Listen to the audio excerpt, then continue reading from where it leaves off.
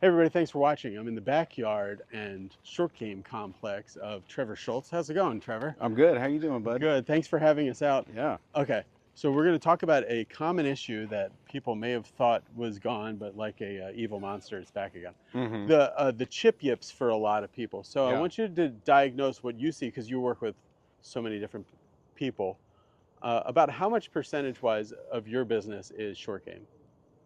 Almost all of it. Oh, okay. Mm-hmm. So he's a really sought after short game coach.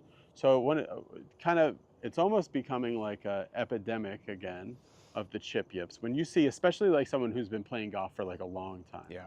and they have the yips. So I'm going to give you the club. Typically, it's one of a couple things. Mm-hmm. You and I have already discussed, forced acceleration. You got your buddies saying, "Hey, man, you decelled on it." Yeah. And that causes people to get short and quick, handle drag, and a whole bunch of different things could happen. Okay. Right. The other thing is we screened you, right? And Yeah. sometimes people just are not set up and gripping the club properly, Right. for the way that their body wants Right. to move, and they have to manipulate it at the last second, Mm-hmm. right? And the manipulation at the last second, that causes tension, Mm-hmm. right? Your subconscious is telling you, hey, the club face is not where it needs to be. You got to do something to fix it. Okay. So basically one of those two things.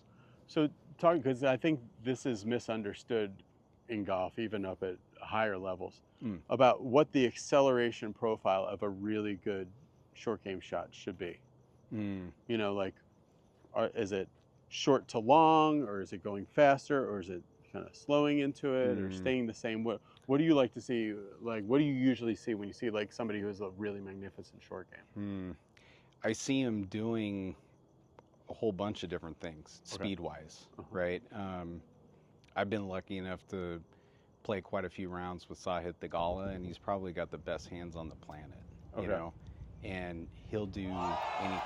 He's willing to try anything out on the golf course. So you'll see him, hit some, kind of like little stabbers, almost like a tie spinner type look. Right. You'll see him get real long and slow and almost look like he decells into the back of the ball.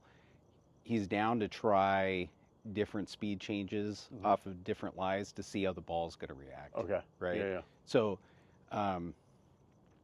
best short gamers that I've ever seen, and I think part of the reason why my short game is pretty good, is I'm down to hit it off of different places on the face. I'm down to try different clubs, set up to it with the face super open, and really release it to see what happens. Just trying different things. Right. But when it comes to somebody who has the chip yips, what usually is the acceleration profile of what they have going on? Short and quick. Okay. And Can there's you a handle drag. Sure, yeah. So it's typically they're already sort of on the tight side. Yeah. They take it back short, they get even tighter, right? And then they drag the handle. What do you mean tighter? In transition, in their grip pressure? Yeah. Oh, in transition, you can actually even see the forearms tighten up a little bit more, right? Yeah. Yeah. So it's like, right? And that would be like their best of the day right there. Yeah, that was still pretty good, in fact. But it's typically short and quick, and it starts off, they may even start off with a lighter grip pressure, but you can tell that as they're going in transition, it tightens up. Always getting tighter. So then what do you usually have them do? If you see that typical guy come in, what do you usually have them do? Well, so after I screen them and give them a good idea as to what a nice setup and a good grip looks like for them, I'll try to make them feel the opposite, right? So maybe start off with a little bit of tightness in the grip, in transition, soften it up, and almost feel like they're decelling into the back of the ball. So the club's going slower and their grip pressure is lessening. Right. Can you show us that? Yeah, sure. So it's like, and a lot of one-handers doing that, right? So start off on the tighter side, kind of quick, and then slow it down. Oh, yeah. Yeah, so like quick and tight, taking it back, and then letting it ride. Try that. Yeah. Firmer. And then slow and kind of letting it go. Yeah. Oh yeah. Yeah, it was kind of cool. Good juice. Okay. So I wanted to ask you as well. Yeah. Let's get right here. I wanted to ask you because this has been coming up a lot in people's searches and everything. Yeah. For a good chip shot, how steep do you like players to get, and then how shallow? So, and talk to us about like what would be the pluses and minuses of being of attacking it more steeply or more shallow. Yeah. So, different players are going to have to go about getting steep or getting shallow in different ways, right? Based off of my profile, if I wanted to get really shallow, I'm going to need to get pretty shut, right? Because that's going to allow me to swing the club on a shallower plane, right? If I were telling you that you needed to get a little bit shallow as an under player, you would not need to get super shut, right? Okay, because I have the shallowness built in. It's already there. It's debatable what's best. Well, there's certain like spin lofts that make it spin the most, is what I've heard.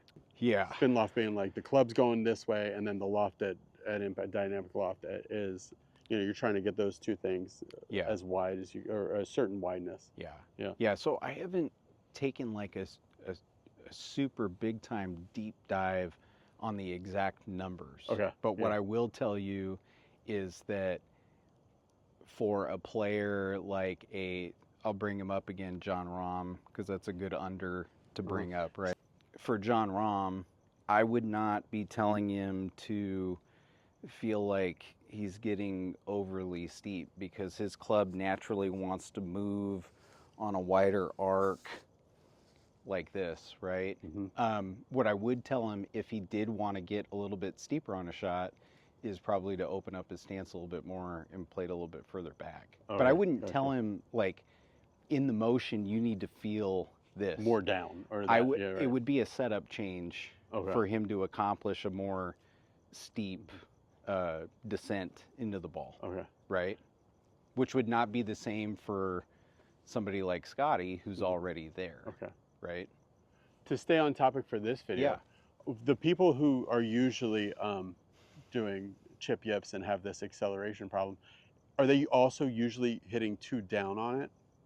Like that one that you showed us was pretty down. Is there an angle of attack issue that usually goes with this nervous tight? No, I see variations. I see bladed shots where they're actually going that way, right? I see them fatted a lot.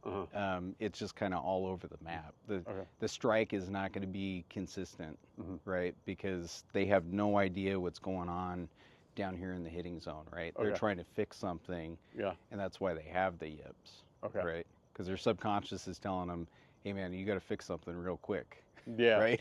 Yeah, Mike Maleska told me it was the saviors. It was like something, they know something's wrong and they try to save it. Yeah, cool. Exactly. All right, that was awesome. Thank you so much. Yeah, man. Okay.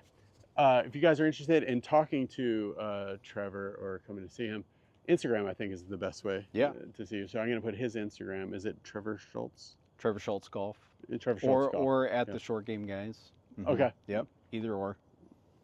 Cool. Thanks for watching, everybody.